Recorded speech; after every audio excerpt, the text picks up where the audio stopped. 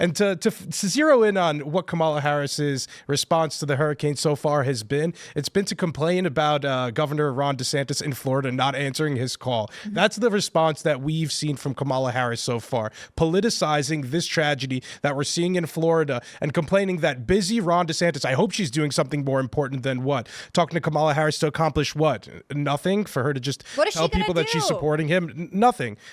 Whatever she was going to do, talking to Ron DeSantis isn't going to change anything with that. So, indeed. I think the Ron DeSantis thing, I think Ron was right.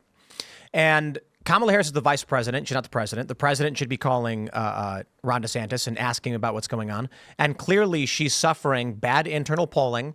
The response to Helene was very, very bad. So she's trying to call Ron DeSantis to make some kind of political gain. And he says, I'm not interested in this. Ah, well, Tim, you see, she's the acting president anyway, because Joe Biden's barely there. So agreed. Ron DeSantis doesn't know who to talk to. She can call to invoke the 25th Amendment and have Joe Biden forced to step down, and then I will respect her trying to call Ron DeSantis. Well, how about she just stop campaigning for a moment and actually focus on emergency hurricane relief? Mm-hmm. Appalachia got killed, and the government just really wasn't there. And now we've got this major superstorm coming in. To be fair, the government was there for Lebanon. Yeah. And they were there. Prioritize the people who really matter. And they were there to stop you from helping your neighbor in Appalachia. That's what they seemed to, one of the things that they seem to be doing down there. Indeed. And then they call it fake news. Mm-hmm. I mean, there's videos of people who want to come in and offer help, and they're being denied. And then when this is fascinating. Did you guys see Karine Jean-Pierre rage quit the press briefing? So she gets asked by Peter Doocy, and he asks a very basic question. He says something like, Biden says your budget reflects your values. Well, he was able to find $157 million without Congress returning for Lebanon, but only $20 million is allocated towards hurricane relief. What does that say about his values? And then Karine Jean-Pierre calls it misinformation. Then, within like a minute, actually inverts her argument and agrees that there's not that much money left. They have enough just for Milton, and then after that, they're probably exhausted. And then she gets angry and says, we should get more funding, but maybe, and if it's not there, maybe that's what you want. And then she storms off. And then people made fun of her weird pinstripe suit, I guess, or whatever. It was not a good look. She looks like she's dressing like Lori Lightfoot, the mayor of Chicago, who was, again, she wore a lot of pantsuits, and it was not flattering. It's not fair that you if you ever try to wear a pinstripe, they're going to call you Beetlejuice, because they called her Beetlejuice and they called Lori Lightfoot Beetlejuice. Hey.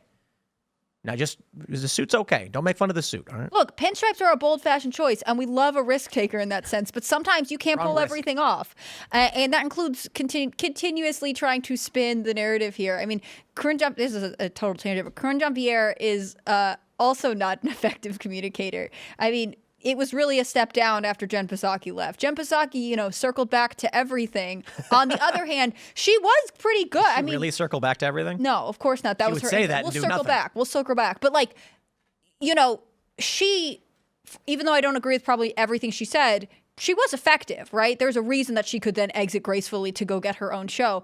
That's not true of Karine Jean-Pierre, and they haven't swapped her out. And again, if this is the Biden-Harris's understanding of who is the best suited to communicate to the public, no wonder Kamala Harris is struggling in these interviews, because whoever is prepping her is doing a bad job. When I worked in sales, I was taught whenever I had no idea about something somebody was asking me, I was supposed to tell them, I think I know the answer, but I want to go confirm and I'll circle back with you after. Mm-hmm.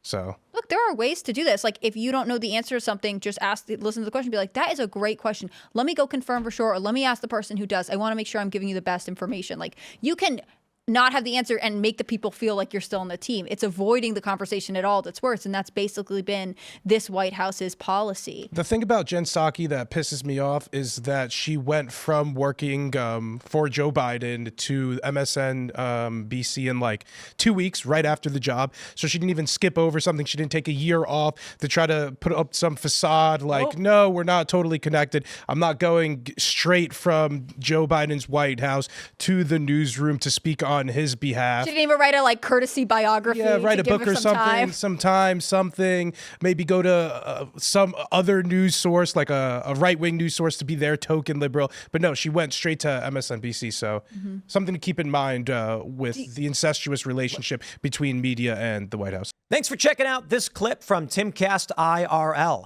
Make sure to watch the show live Monday through Friday at 8 p.m. Subscribe to this channel, and we will see you all there.